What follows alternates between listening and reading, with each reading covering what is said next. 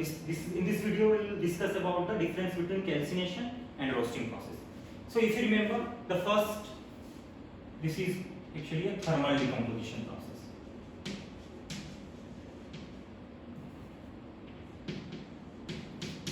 This is thermal decomposition process, and but this is what I told. This is chemical conversion.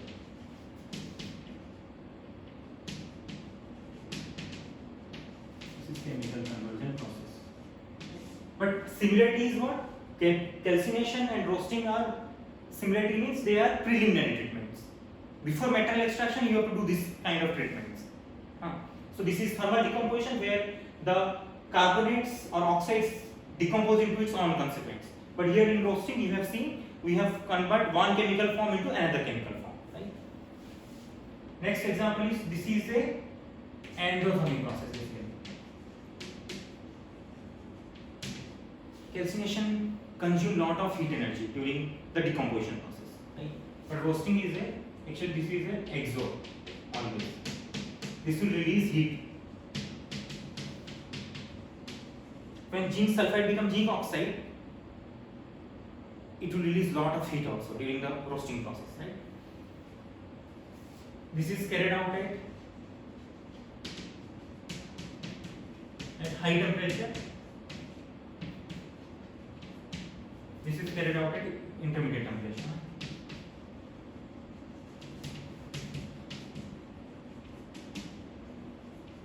Intermediate temperature like 500 degrees centigrade, 450 degrees centigrade, but this is basically carried out at high temperature because due to endothermic process. Endothermic process you need heat, so it is high temperature, but this will release also heat, so this is low temperature.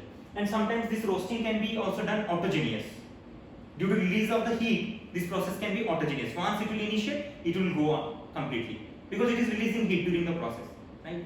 So in that case, we need dry, fine sulfide ores or concentrate, and we need oxygen that will react and that may release lot of heat. And this process may be autogeneous. But calcination process cannot be autogeneous. This process can be made autogeneous. And another interesting point is no need of chemicals, reagents. Calcination do not need any kind of chemical reagents. We don't need any oxygen. We don't need anything. We need a furnace and simply carbonate ore or concentrate, or oxide ore or concentrate. Right? But here in roasting, we need chemical reagent. What are the reagent? You have seen oxygen. If you want to convert sulfide concentrate into oxide, you need oxygen. So you need chemicals. But you do not need oxygen here. Right? Similarly, suppose you want to convert your sulfide into chloride. You need NaCl, compound of chlorine, or you can directly use chlorine gas, no problem. Right? Sulfide ore will react with chlorine to give you chloride. Right? Then you can need, okay fine, already you have written oxygen, this, all these things, right? Okay, these are the basic difference. But okay, let me tell important point here again. How to know calcination has happened to the ore? You have to check one part, important part. I am writing here. Suppose I am writing, you have to remember when CO2 partial pressure,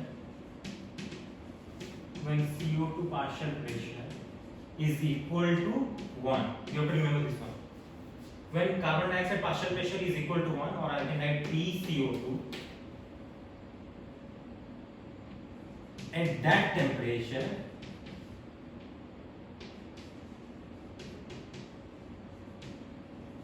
when CO2 partial pressure PCO2 is equal to 1, at that temperature, calcination has happened.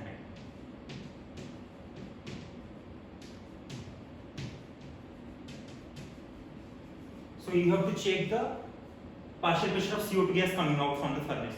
If it is becoming 1 atm, that means calcination has happened. But at that temperature, calcination has happened. Right? Because we know that there is a relationship between delta G naught temperature with delta H naught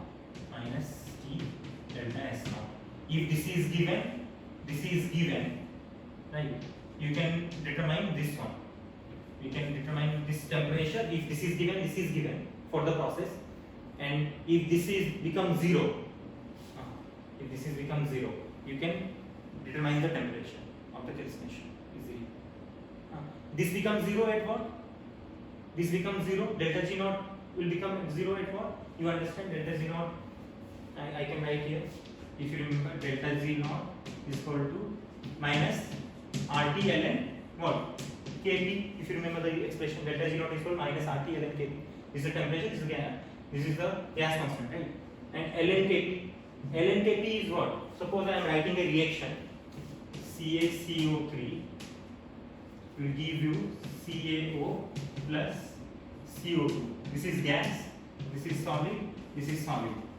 So equilibrium constant Kp will be what? Partial pressure of CO2 only, because this is solid. Activity of the pure solid is 1. This is 1, but this is only gas. So I can write equilibrium constant Kp is equal to PCO2. I can put PCO2 here. It is okay. Instead of Kp, I can put partial pressure of CO2. So you understand at what value of PCO2, this delta G naught become 0. 1, ln 1, yes or no? Right? So delta G naught will become 0. So similarly, you can understand delta G naught, this will become 0. Then you can easily find out the temperature, because this is given, this will be given. You can find out the T when it becomes 0. So when it becomes 0, when PCO2 become 1 atm pressure. So you have any kind of carbonate and you want to find out at what temperature calcination is happening, just check the partial pressure of CO2.